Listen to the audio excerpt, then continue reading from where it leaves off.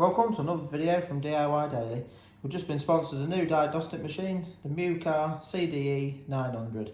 So I'm just going to run you through. I've had the unit for a couple of weeks now. Just going to run you through a basic. I'm not going to do obviously an unboxing. We've had the unit out to get to grips with it. But I'll just run you through what you get in the packaging, run you through the machine, and then we'll get it plugged into a vehicle and just run you through the functions that it does. So it basically just comes in the packaging there. We've got the unit itself. The unit itself does have an internal battery, so there is a charge cable for it, but it charges when you connect it to a vehicle anyway, so just in case it does get low at any point, you can just obviously use the charge cable for that as well. It's got an instruction manual. It's really basic, it's a dead simple machine to use, so you don't really need to have too much of a look at the manual, but it is there if you want to have a look at it. It does come with a little cap for the port plug, but it's not the best fitting cap. It's not a bad idea. It does fit in there, but it's not super tight. It soon comes out, so not really too much use that. But looking at the machine itself, it does come with quite a nice screen on it. So it's just got an on button on the side. It's because it's got the internal battery, you just turn it on and off with that. Obviously, it's just got the 4 directional buttons, a back button and an OK button. So again, it's nice and simple to use. The only other options or panels we've got on the device is just this little cover on the bottom, which is where your charge port is, and it's got a little port in there just for the for a memory card as well. So but just showing you through the functions that's listed on the main screen there. Basically, we've got the code scanning options, some delete options. That's obviously where we'd click for the live stream data. We can go straight in for an O2 sensor test. And the only thing I did have to do when we just turned the unit on, before I got started with it, was just connect it to the Wi-Fi, and then you can obviously update it or anything like that. So but other than that, on there we've just got basically report, which you can just go into previous vehicles that you've been on, and then we've got the settings menu on there. There's also quite a few different options on there as well, so I'll just show you down the list there. You've got your serial number listed at the top there as well. But other than that, from the main thing there, you can just see that it's quite a basic unit. We'll just get it plugged into a vehicle now and just run you through some of the functions on it. Right, so we've got a Vauxhall Zafira in the workshop today. This one's a 2012, 1.8 petrol. I've just got it plugged in. It's really straightforward. I've just plugged it in with obviously the EOBD port. As soon as you plug it in, it does just come up with a little message just saying that it's plugged in. You can just press OK. We'll just run you through the functions that we've got on here now. So it does just glare a little bit with the camera, but I'll try and keep it as clear as possible. But just on the main screen here, basically in this first section, we've just got the basic options for just code reading the engine ECU. This one's actually, it's got no faults in it, there's no issues with this car or anything, but if you just went in there, this would just scan the actual engine ECU. So we can just go back out of that. Also, there's some freeze frame info if you want it there.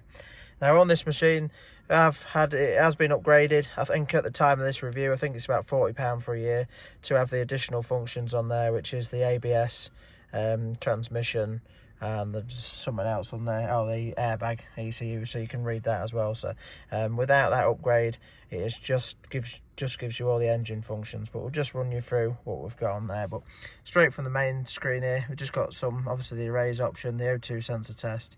You can go straight into live stream data, which will just load up obviously all your live stream info on there.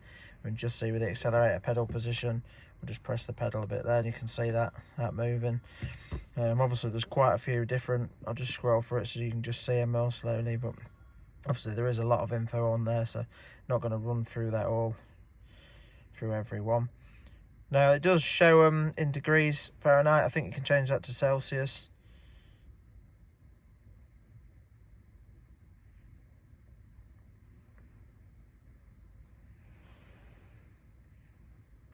Obviously this will differ to the vehicle that you plugged into as well, so obviously some diesels will show a lot of like DPF data and stuff like that, but that's the basic info straight on there to do with the engine ECU. But if we just go back out of that now we'll just go into where we'll go into reading the ABS and everything like that to show you what we've got in there. So if we go into diagnose on here, it's basically got the auto search function, so we can just click on that.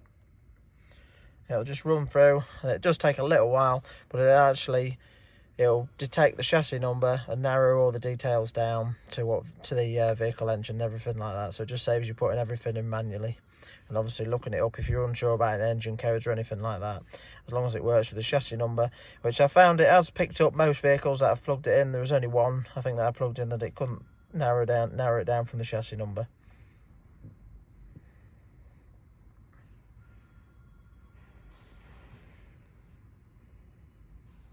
And just you get a little message come up then. It's picked it up as a Zafira 2012, so we know we've got the right vehicle. And then on this screen we've got system scan. You can manually select what ECU you want to read. We can just go in. I normally go in just under a straight health report.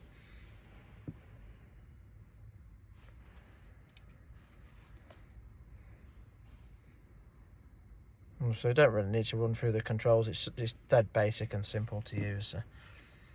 But doing that health report just does a full scan of all the ECUs that it can read. So you can see it's got a tick against it. Each ECU is clean. It hasn't got an issue with it. Obviously we have read the engine control module, but if we read the brake module, I'll just show you some of the options that we've got in there as well. You can just see we can read the fault codes. Obviously we know we've got no fault codes in there, but if we just go back out of that, I'll just show you we've got in data stream anti-lock braking data. It's quite handy being able to read the ABS info. It's quite important if you're sort of looking for ABS faults. It's always nice to read like the wheel speed if you're trying to look for a sensor fault and trying to narrow it down to a certain wheel or anything like that. But we'll just show you some of the info on there, and it has got the actual wheel speeds per wheel, so that's something that's nice to check. If you're checking for an ABS fault, you can drive it down the road and you can see if one of them's not actually reading or it's not reading right, just to give you an idea. It's just sometimes if the sensor's not completely dead, it might actually be picking up like the wrong speed on there, so it'd always be nice just to check it for that. A few other bits on there you can see as well.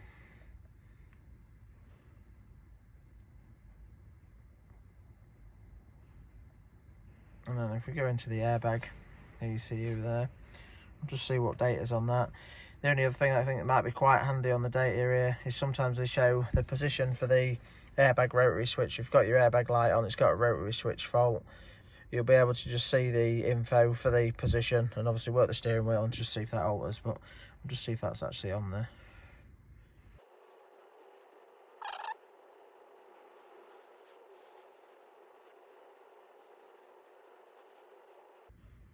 I just sped through some of that on the airbag. Couldn't actually find that on there. I think I've been plugged into one vehicle where it did show the position, but it doesn't seem to be available on this one. And then we'll just go into the engine control module and just see what sort of options we've got on there.